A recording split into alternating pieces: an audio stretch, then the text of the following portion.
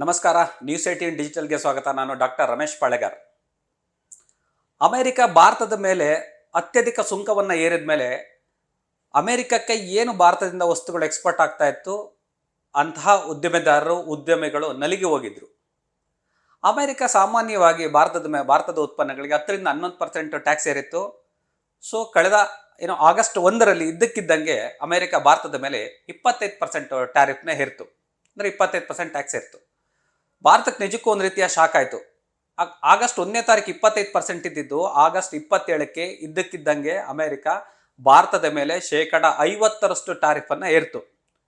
ಭಾರತದಿಂದ ಅಮೆರಿಕಕ್ಕೆ ಏನು ಉದ್ಯಮಿಗಳು ರಫ್ತು ಮಾಡ್ತಾ ಇದ್ರು ಅಂತಹ ಉದ್ಯಮಿಗಳು ನಿಜಕ್ಕೂ ಶಾಕ್ ಆಗೋದ್ರು. ಎಲ್ಲ ಕಂಪನಿಗಳು ಲಾಸಲ್ಲಿ, ಅಂದರೆ ನಿಧಾನಕ್ಕೆ ಲಾಸ್ ಆಗ್ತಾ ಬರ್ತಾ ಹೋಗ್ತು. ಆ ಪ್ರಮಾಣದಲ್ಲಿ ಅಮೆರಿಕ ಭಾರತದ ಉದ್ಯಮಿಗಳಿಗೆ ತಿರುಗಿ ಮುಟ್ಟಿ ನೋಡ್ಕೊಳ್ಳೋ ಅಂತಹ ಒಂದು ಏಟನ್ನು ಕೊಡ್ತು. ಕಳೆದ 5 ತಿಂಗಳು ಹೆಚ್ಚು ಕಡಿಮೆ, ಆಗಸ್ಟಿಂದ ಲೆಕ್ಕ ಹಾಕಿದರೆ 6 ತಿಂಗಳಾಗುತ್ತೆ, ಈಗ ಜನವರಿ. ಇಷ್ಟು ತಿಂಗಳಲ್ಲೂ ಕೂಡ ಅಮೆರಿಕಕ್ಕೆ ಉತ್ಪನ್ನಗಳನ್ನು ಎಕ್ಸ್ಪೋರ್ಟ್ ಮಾಡ್ತಾ ಇತ್ತು ಅಂತ ಎಲ್ಲ ಕಂಪ್ನಿಗಳು ನಲಿಗೆ ಹೋಗ್ತಾ ಇತ್ತು. ಫಾರ್ ಎಕ್ಸಾಂಪಲ್, ಭಾರತದಿಂದ ಅಮೆರಿಕಕ್ಕೆ ಸುಮಾರು ಒಂದು 17% ಎಕ್ಸ್ಪೋರ್ಟ್ ಆಗ್ತಾ ಇತ್ತು ಉತ್ಪನ್ನಗಳೀಗ.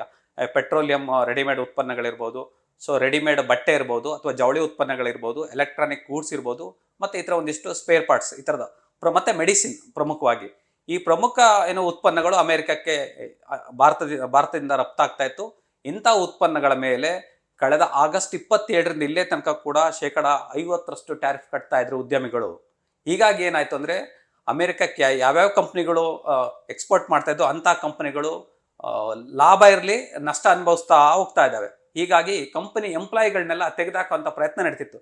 ಫಾರ್ ಎಕ್ಸಾಂಪಲ್, 2.5 ಲಕ್ಷ 3 ಲಕ್ಷ ಯಾರ್ಯಾರು ಸ್ಯಾಲ್ರಿ ತಗೊಂತಿದ್ರು ಅಂಥ ಎಂಪ್ಲಾಯೀಸ್ಗಳನ್ನೆಲ್ಲ ಕೆಲಸದಿಂದ ತೆಗೆದಾಕಿದವು ಕೆಲವು ಕಂಪನಿಗಳು ಇನ್ನೊಂದಿಷ್ಟು ಕಾದು ನೋಡ್ತಾ ಇದ್ವು. ಅಂದರೆ ಇಷ್ಟೊಂದು ಸ್ಯಾಲ್ರಿ ಕೊಟ್ಟು ಮೊದಲೇ ಕಂಪ್ನಿ ಲಾಸಲ್ಲಿದೆ, ಅಮೆರಿಕಕ್ಕೆ ನಾವು ಅಷ್ಟು ಮಟ್ಟದ 50% ಟ್ಯಾರಿಫ್ ಕಟ್ತಾ ಇದ್ದೀವಿ, ಇಂಥ ಸಂದರ್ಭದಲ್ಲಿ ನಾವು ಹೈಯೆಸ್ಟ್ ಸ್ಯಾಲ್ರಿ ಕೊಟ್ಟು ಎಂಪ್ಲಾಯಿಗಳನ್ನ ಹೇಗೆ ಉಳಿಸ್ಕೊಳ್ಳೋದು, ಕಂಪ್ನಿ ಬರ್ತಾ ಲಾಸ್ ಆಗ್ತಾ ಇದೆ, ಈ ರೀತಿ ಯೋಚನೆಗಳು. ನಷ್ಟ ಅನುಭವಿಸಿದಾಗ ಯಾವುದೇ ಕಂಪ್ನಿ ಕೆಲವು ಎಂಪ್ಲಾಯಿಗಳನ್ನ ತೆಗೆದಾಕುತ್ತೆ. ಆ ಥರ ಸುಮಾರು ಕಂಪನಿಗಳು ದೊಡ್ಡ ಸ್ಯಾಲ್ರಿ ಎಂಪ್ಲಾಯೀಸ್ ಏನಿದ್ರು ಹೈ ಲೆವೆಲಲ್ಲಿ, ಆ ಎಂಪ್ಲಾಯಿಗಳನ್ನು ಕತ್ತರಿ ಹಾಕಿ ಬಿಸಾಕೋದಕ್ಕೆ ಪ್ಲಾನ್ ಮಾಡಿತ್ತು. ಅದ್ರ ಜೊತೆ ಕೆಲವು ದೊಡ್ಡ ಕಂಪ್ನಿಗಳು ತಮ್ಮ ಎಂಪ್ಲಾಯಿಗಳಿಗೆ ಒಂದಿಷ್ಟು ಶೇರ್ ಅಮೌಂಟನ್ನು ಕೊಟ್ಟಿದ್ವು. ಆ ಶೇರ್ ಅಮೌಂಟ್ ಏನಾಯಿತು, ಯಾವ ಕಂಪನಿಗಳು ಪ್ರಾಫಿಟ್ ಇಲ್ಲ ಲಾಸಲ್ಲಿ ಮುಳುಗೋದ್ವು, ಅಂತಹ ಅಮೆರಿಕಕ್ಕೆ ಯಾವ್ಯಾವ ಎಕ್ಸ್ಪೋರ್ಟ್ ಮಾಡ್ತಿದ್ದ ಅಂಥ ಕಂಪನಿಗಳು ಎಂಪ್ಲಾಯಿ ಕೊಟ್ಟಿರ್ತಕ್ಕಂಥ ಶೇರ್ ಪ್ರಮಾಣಗಳನ್ನ, ಶೇರ್ ವ್ಯಾಲ್ಯೂ ಕೂಡ ಬಿದ್ದೋಯ್ತು. ಫಾರ್ ಎಕ್ಸಾಂಪಲ್, ಒಂದು ಶೇರ್ಗೆ ಒಂದು 800 ರೂಪಾಯಿ 900 ರೂಪಾಯಿ ಕೊಟ್ಟು ಒಂದೊಂದು ಶೇರ್ ಯಾರು ಪರ್ಚೇಸ್ ಮಾಡಿದ್ರು ಎಂಪ್ಲಾಯ್ ಶೇರ್ ಕೊಟ್ಟಿದ್ರು. ಸೊ ಆ ಶೇರ್ನ ವ್ಯಾಲ್ಯೂ ಇವಾಗ 300 ರೂಪಾಯಿ 400 ರೂಪಾಯಿ 500 ರೂಪಾಯಿ ಬಂದಿದೆ. ಅಂದರೆ ತನ್ನ ಕಂಪ್ನಿಯಿಂದ ಪರ್ಚೇಸ್ ಮಾಡಿರ್ತಕ್ಕಂಥ ಶೇರ್ಗಳ ವ್ಯಾಲ್ಯೂ ಕೂಡ ಬಿದ್ದೋಯ್ತು ಒಂದು ಕಡೆ.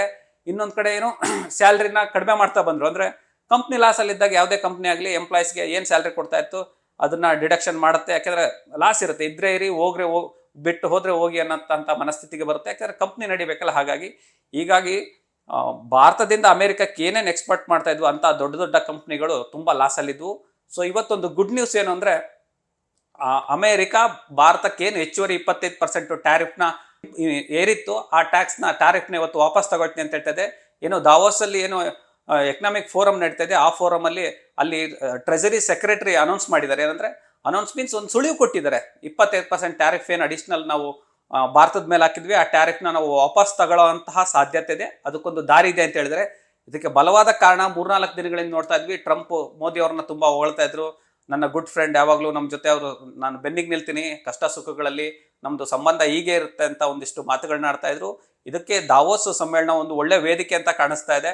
ಹಾಗಾಗಿ ಅಲ್ಲಿನ ಟ್ರೆಜರಿ ಸೆಕ್ರೆಟರಿ ಏನಿದ್ದಾರೆ ಅವರು ಅನೌನ್ಸ್ ಮಾಡಿದ್ದಾರೆ, ಒಂದು 25% ನಾವು ಟ್ಯಾರಿಫ್ನ ರೋಲ್ ಬ್ಯಾಕ್ ಮಾಡ್ತೀವಿ ಅಂತ ಹೇಳಿದ್ದಾರೆ. ಹೀಗಾಗಿ ನಿಜಕ್ಕೂ ಭಾರತದಿಂದ ಯಾರ್ಯಾರು ಅಮೆರಿಕಕ್ಕೆ ಗೂಡ್ಸ್ನ ಕಳಿಸ್ತಾ ಇದ್ರು ಅಂತಹ ಕಂಪನಿಗಳಿಗೆ ನಿಜಕ್ಕೂ ಇವತ್ತೇನೋ ಒಂದು ಗುಡ್ ನ್ಯೂಸ್ ಸಿಕ್ಕಿದೆ.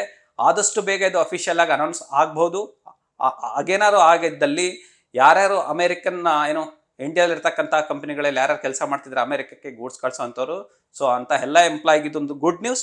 ಮತ್ತು ಕಂಪ್ನಿಗೆ ಕೂಡ ಯಾರ್ಯಾರು ಶೇರ್ಗೀರ್ ತೊಗೊಂಡು ತುಂಬ ಲಾಸಲ್ಲಿದ್ದಾರೆ, ಮತ್ತು ಕೆಲಸದಿಂದ ತೆಗೆದಾಕ್ತಾರೆ, ಮತ್ತು ನಮ್ಮದು ಸ್ಯಾಲ್ರಿ ಕಡಿಮೆ ಮಾಡ್ತಾರೆ, ಈ ಥರದ್ದು ಯಾರ್ಯಾರು ಆತಂಕಗಳಿತ್ತು ಮತ್ತು ಒಂದಿಷ್ಟು ಟೆನ್ಷನಲ್ಲಿದ್ದರು, ಎಲ್ರಿಗೊಂದು ಬಿಗ್ ರಿಲೀಫ್ ಸಿಗೋವಂಥ ಚಾನ್ಸ್ ಸಿಕ್ಕಿದೆ.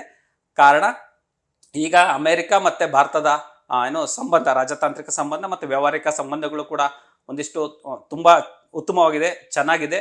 ಅದಕ್ಕೆ ತಕ್ಕಂಗೆ ಕಳೆದ ಒಂದು ವಾರದಿಂದ ಕೂಡ ಏನು ಆ ಕಡೆಯಿಂದ ಟ್ರಂಪ್ ಮೋದಿಯವ್ರನ್ನ ಹೊಗಳ್ತಿದ್ದಾರೆ, ಈ ಕಡೆಯಿಂದ ಮೋದಿಯವರು ಟ್ರಂಪ್ನ ಹೊಗಳ್ತಾ ಇದ್ದಾರೆ. ಹೀಗಾಗಿ ಅಮೆರಿಕ ಮತ್ತು ಭಾರತದ ಸಂಬಂಧಗಳು ಇನ್ನೊಂದಿಷ್ಟು ಉತ್ತಮ ಮಟ್ಟದಲ್ಲಿ ಸುಧಾರಣೆ ಕಂಡಿರ್ತಕ್ಕಂಥ ಈ ಸಂದರ್ಭದಲ್ಲಿ ಅಮೆರಿಕ 25% ಟ್ಯಾರಿಫ್ನ ರೋಲ್ ಬ್ಯಾಕ್ ಮಾಡೋದಕ್ಕೆ ಮುಂದಾಗಿದೆ. ಅದಕ್ಕೆಲ್ಲ ಮಾರ್ಗಗಳಿದೆ, ನಮ್ಮ ಹತ್ರ ಮಾಡ್ತೀವಿ ಅಂತಕ್ಕಂಥದ್ದು ಒಂದು ದಾವೋಸ್ ಸಮ್ಮೇಳನದಲ್ಲಿ ಒಂದು ಮುನ್ಸೂಚನೆ ಸಿಕ್ಕಿದೆ. ನಿಜಕ್ಕೂ ಇದಾಗಲಿ ಯಾರ್ಯಾರು ಎಂಪ್ಲಾಯೀಸ್ಗಳು ಅಥವಾ ಕಂಪನಿಗಳು ಲಾಸಲ್ಲಿದೆ ಅಥವಾ ಮುಚ್ಚೋ ಹಂತದಲ್ಲಿದೆ ಅಥವಾ ನಷ್ಟದಲ್ಲಿದೆ ಅವ್ರಿಗೆಲ್ಲರಿಗೂ ಒಂದು ಗುಡ್ ನ್ಯೂಸ್ ಸಿಗುತ್ತೆ, ಎಲ್ಲರಿಗೂ ಒಳ್ಳೇದಾಗುತ್ತೆ ಅಂತಕ್ಕಂಥದ್ದು ಒಂದು ಆತ್ಮವಿಶ್ವಾಸ ಅಮೆರಿಕದ ಸೈಡಿಂದ ಬಂದಿದೆ. ಹಾಗಾಗಿ ಎಲ್ರಿಗೂ ಒಳ್ಳೇದಾಗಂಥ ಚಾನ್ಸ್ ಇದೆ. ಎಲ್ರಿಗೂ ನಮಸ್ಕಾರ.